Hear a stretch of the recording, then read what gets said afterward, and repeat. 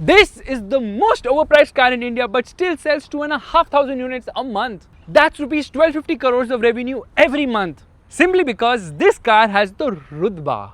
With the recent GST reduction, the Fortuner has become less overpriced. And the addition of hybrid technology has made it more efficient too. But hybrid tech is only available in the 4x4 automatic. So, is it the best time to buy a Fortuner? Probably not, because the next gen will get more features, but will cost a lot more. Anyways, in today's video, I'm going to be telling you the pros and cons of the Toyota Fortuner Legender Neo Drive 48V, which as a 5-seater has a big boot and thus can swallow a lot of luggage. And speaking of swallowing luggage like a champ, here is my Tommy Hilfiger George luggage in olive green. Timeless, bold and ready. Made from durable polycarbonate hardshell, unbreakable on bumpy back roads. These telescopic trolley handles are smooth as silk for easy maneuvering. The branded lining keeps everything premium feeling, and the 360-degree rotating 8-wheel system helps it glide over gravel like butter. My stuff inside can't budge due to these elastic compression belts, and the organized interiors keep it chaos free. The TSA lock system ensures that my gear is locked in and sealed. And for those quick work stops, my 14-inch laptop slides out easy. Maybe I need a hydration break. Yes, I have a perfect cup holder here. Oh my god, my phone battery is dying. Here I can simply plug into the USB port. And there's a phone holder too. And when you feel like shopping on the move, here is the carry bag holder. Oh, and my Tommy Hilfiger Blade-In backpack. It's water resistant, has a soft padded grab handle, side bottle pocket and a 14-inch laptop compartment. Olive green, perfectly complementing the luggage. And you can get yours too at bagline.com, Bagline stores and leading e-commerce marketplaces. Check the link in the description or the pinned comment to know more.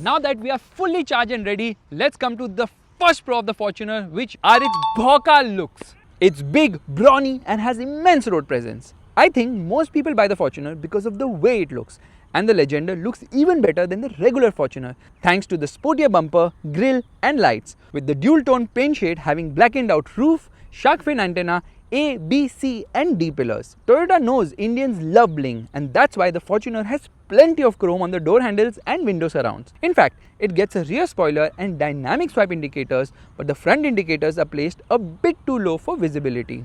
The second pro is the driving feel, because this is what you can do in a Fortuner. Go full bananas. Absolute craziness, yaar. No other car can take this kind of beating like the Fortuner can, and I'm not even in 4-wheel drive mode. Why? Because obviously ladder frame chassis, extremely rugged. You can fly over the worst of bumps like this, no problem at all. Yeah, this car can go literally anywhere. Very advanced system here because it has got 4-wheel drive and it has got a low range transfer case. It has got an electronic locking rear differential as well. 700 mm of water weighting capacity. In spite of the fact that it is now a hybrid, still you just need to go full bananas here to have as much fun as you want. It feels indestructible. The ride is just mind-blowing. The car takes a beating and it is not sort of, it is properly indestructible. The only thing is hydraulic steering. Yeah, it takes quite a lot of effort to twirl the steering wheel. Other than that, no complaints at all in terms of the driving feel, because this feels so damn raw and amazing. Yeah, look at the way it goes. What a freaking awesome car. Yeah, this is what an SUV should be, not fake front wheel drive stuff. It has got multi-terrain select, 5 modes as well, so you can choose between whatever different terrain you are, and just select that and just go bananas like I am right now. Tree, no problem, I like to hit them, sorry Greta Thunberg. But on the road, well, the performance and the driving feel will really make you love it, because this car has a commanding driving position. Okay, left foot on the brake, right foot on the accelerator, and off we go. Yeah, that is loud. Yeah, it becomes quite loud, and then when you hit such patches of road, no problem at all, because it is definitely very rugged. Now this car is powered by a 2.8 liter diesel engine, which is very loud at idle. Okay, it's become slightly more refined and smoother because of the hybrid system, but yes, it feels like a tractor in the way it sounds, which is actually a good thing, because I like the sound, I like the feel of the car. You sit so high up, everything else around you looks chintu mintu, and the driving feel is just unparalleled. The 2.8 liter diesel engine makes 204 horsepower and 500 newton meters of torque, which means there's good amount of grunt. Great performance here in spite of the weight of this car. And the good bit here is that it just feels so raw and unadulterated in the way it drives. Now with the hybrid, nothing has really happened, just wasted time and effort, because it increases the overall range of this car by 43 kilometers. Toyota is so ashamed of even telling us how much has the mileage improved by, so they have not even mentioned it, because I think 80 liter fuel tank, 43 kilometers is the improvement in terms of the full tank range, which means around 0.5 kilometers per liter. All that effort for what? Slight mileage increase makes no sense. You think Fortuner owners really care about the mileage? They don't. But they definitely care about having ventilated seats, because ventilated seats have been removed thanks to the stupid hybrid systems DC to DC converter being placed below the front passenger seat. So I'm a bit miffled, why would they even do that? Now the problem here is that the engine revs slightly more than it should. Okay, I'm getting a call, but anyways, I'll avoid that. The engine revs quite a lot, and without any movement of the car at all. So the car doesn't gather speed, but the engine revs, because of which the wheels kind of hop if the traction control system is off, like I've done it right now.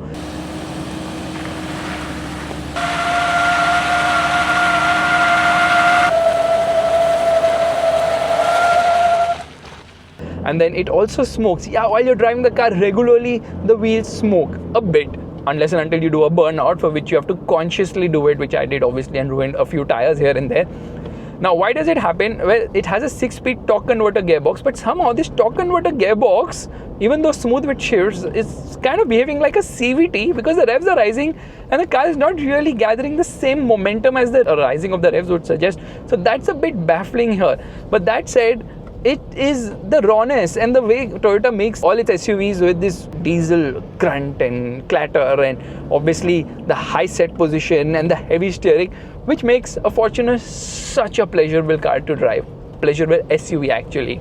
In fact, this car's handling is also quite amazing, because it is stiffly sprung now, so it rides well. Obviously there's body roll. Center of gravity is very high. There's a lot of weight and there's considerable body roll as well, but you really do enjoy driving this car. That movement becomes a part of the fun here actually. So this is one of the major reasons why the Fortuner sells so well, is because it's an enjoyable car to drive. Just kidding, people don't really care about how it drives, but it has the feel which actually scares everybody else around. And now let's come into manual mode and let's see if it holds on to a gear. Yes, it does. Redlining at 4,500 RPM, which is actually quite crazy. So we are going to do the 0 to 100 km/h acceleration test by launching this car to see how fast it goes. Okay, and yeah, tire screeching a bit. Left foot on the brake, right foot on the accelerator, and off we go. Upshifts at around 4,500 RPM. And that is 0 to 100 km/h in 11.15 seconds, which is actually impressive and faster when compared to the older non-hybrid Fortuner. Although the hybrid here is namesake, it helps in torque assist, in regenerative braking, and also stop-start functions. And that also improves the mileage minutely, but still it returns single-digit fuel efficiency numbers. Not impressive.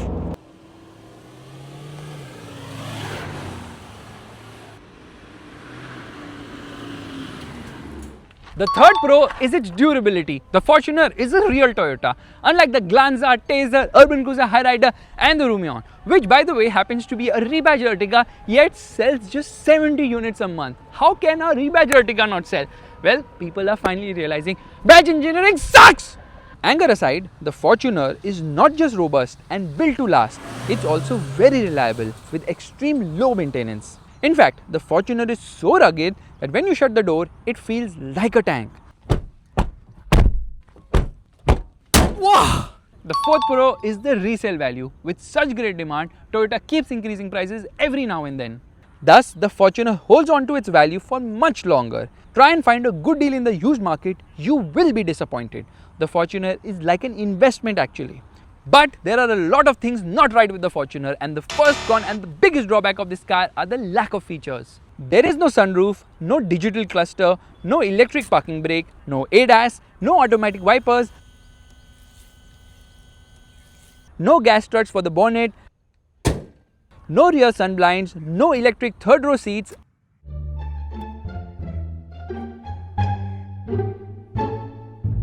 and ventilated seats have just been removed because Toyota claims there is no space to package it because of the DC to DC converter sitting below the front passenger seat. A special mention for the 8-inch infotainment system, as it's a retro unit from the 90s with a horrendous UI.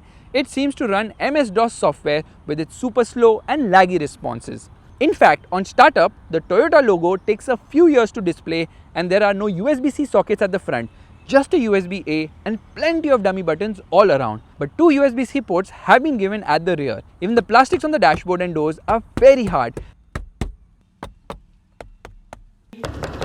And the dashboard itself looks old and dated. Now, you might wonder what features does this car get? Well, not much, but you do get keyless entry on both the front doors, push button start, powered front seats, steering mounted buttons, dual zone climate control air conditioning, auto dimming IRVM, automatic headlights, white ambient lighting, 11 speaker JBL sound system with tweeters on the A-pillar and a subwoofer in the tailgate. It doesn't sound great though.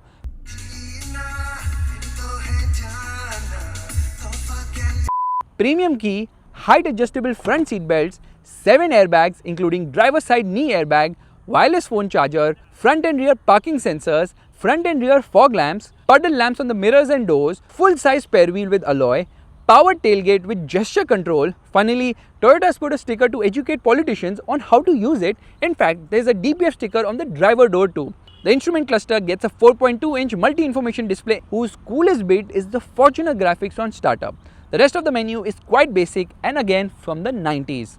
Toyota recently added a 360-degree parking camera in the Fortuner and the switch is placed out of sight below the rightmost AC vent. The camera quality is one of the worst I have seen, and even though there are a multitude of views, it is just poor resolution. In fact, the guidelines are not adaptive either. Toyota has been slowly adding features, but it does feel aftermarket. Like the front camera isn't flush with the body, it seems to be stuck there.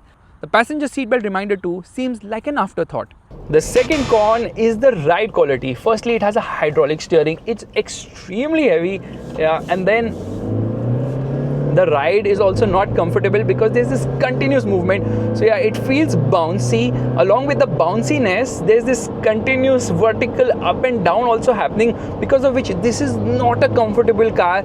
And there's a lot of wind noise, there's a lot of tire noise as well, and that is also because of the way the car's shape has been done, wherein they really didn't care much about efficiency. It's a truck, and a truck doesn't have to be aerodynamically efficient, it has to be rugged and durable. It doesn't have to have a great ride, and this car doesn't have a good ride at all. It's very, very, very uncomfortable. The movement happens at all the speeds, especially at lower speeds. That lumpiness is there because obviously this is a body on frame platform. In fact, under heavy braking, the car nosedives very fast and aggressively too.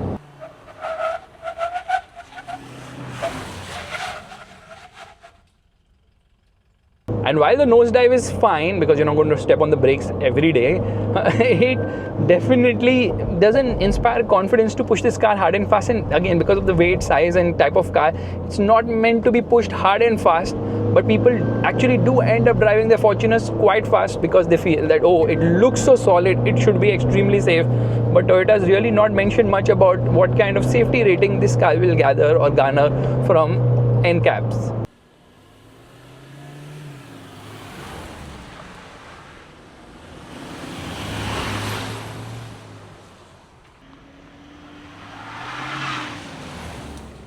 The third con is the comfort, or rather the lack of it. This is a 7-seater, but only namesake, as with all the rows up, there is very little boot space, and to fold the third row of seats, you need to do it manually, and it's cumbersome and requires considerable effort. The Endeavour had them electric 10 years back. The second row seats tumble with a flick of the lever, but getting into the third row isn't easy where there is poor knee room and foot room with horrible under thigh support.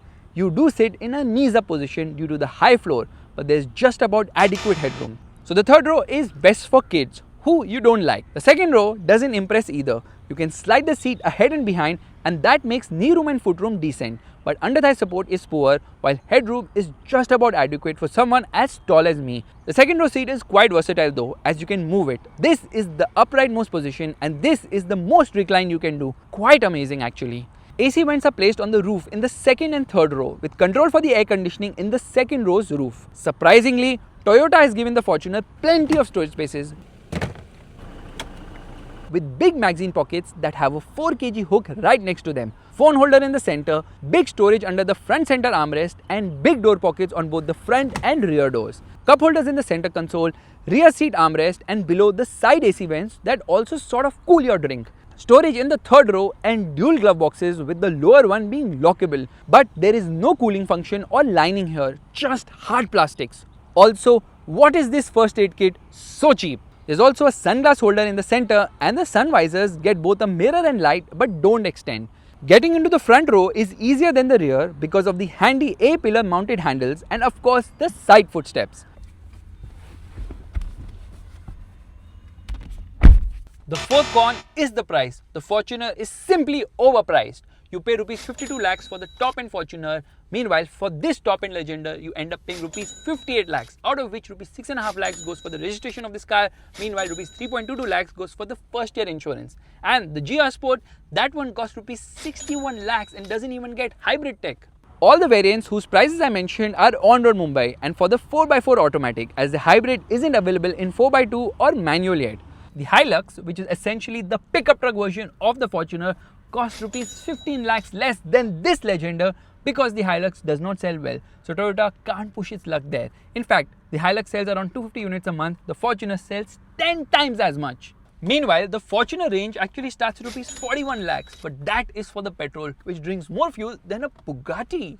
You pay rupees 3.5 lakhs more for 4x4 and rupees 1.67 lakhs more for automatic. Go do the maths. The Fortuner needs a comprehensive update, period. This, being the second generation Fortuner, was unveiled globally 10 years back and has been on sale in India since the past 9 years. I don't know what is taking Toyota so long to bring the next generation. In fact, it has been 4 years since the facelift too. The second generation of the Innova came much later and was given a generation change 3 years back. So I think they've just forgotten the Fortuner. Or have they? The accountants sure haven't. So what is Toyota waiting for in getting the third generation Fortuner? Well, nothing really, because they are simply making hay while the sun shines. And on that disappointment, it's time to end. Thank you so much for watching. If you like this video, make sure to give it the thumbs up. That's the like button. And don't forget to subscribe to the channel. And let me know in the comment section below which car should get my ruthless pros and cons test next. Bye! चिल्लाता क्यों है यार? Toyota है Toyota.